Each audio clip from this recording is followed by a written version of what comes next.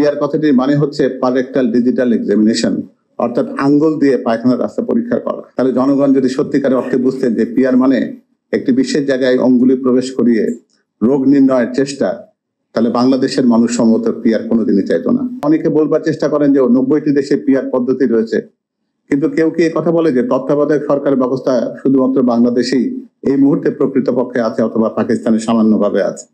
তাহলে সংখ্যার উদাহরণটা যদি গুরুত্বপূর্ণ হয় তাহলে তত্ত্বাবধায়ক সরকার ব্যবস্থাটা তো গুরুত্বহীন হয়ে যায়।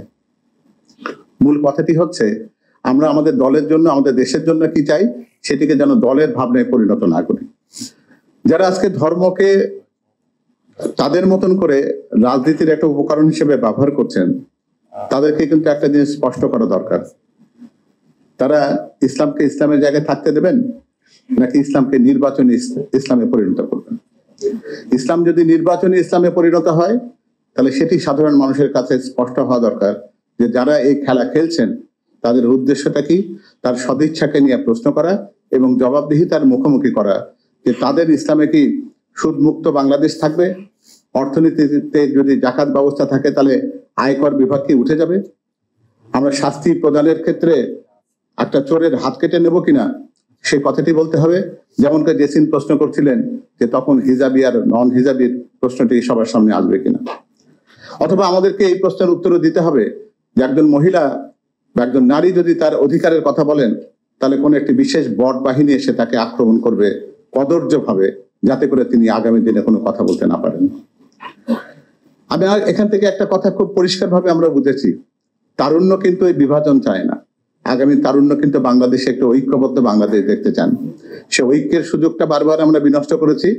আগামী দিনে নির্বাচনের মধ্য দিয়ে শুধুমাত্র ক্ষমতাকে আঁকড়ে ধরার জন্য বা ক্ষমতায় আসীন হওয়ার জন্য যারা নির্বাচনী ব্যবস্থাকে ব্যবহার করার অপচেষ্টা করছেন তাদের কাছে ঐক্যের প্রত্যাশা দুরাশা কিনা সেটা বলতে পারবো না, কিন্তু জনপ্রত্যাশা বা তারুণ্যের প্রত্যাশা যে এরকমই তার কোনো বিকল্প বোধহয় নেই।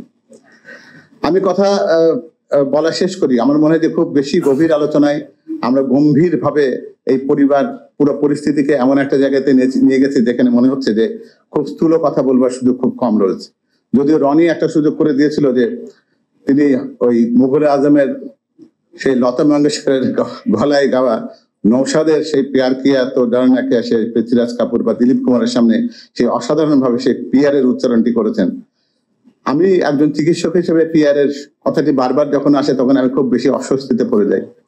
আমরা এই পিআর শব্দটির সাথে অনেক দিন আগে থেকে পরিচিত, একজন ডাক্তার চিকিৎসক তারা সবাই পরিচিত। বিশেষ একটি রাজনৈতিক দলের চিকিৎসক তার শীর্ষে স্থানে আছেন। আমি জানি না ওই পিআরটি তারা সেই জায়গা থেকে আত্মস্থ করেছেন কিনা সেটা বলতে পারবো না। আমাদের কাছে পিআর এর বানাটা কিন্তু খুব অস্বস্তিকর। এই পরিবেশে এই জনারণ্যে সেই কথাটি বলা ঠিক হবে কিনা বলতেও পারবো না। পিআর কথাটির মানে হচ্ছে পারেক্টাল ডিজিটাল এক্সামিনেশন, অর্থাৎ আঙ্গুল দিয়ে পায়খানার রাস্তা পরীক্ষা করা।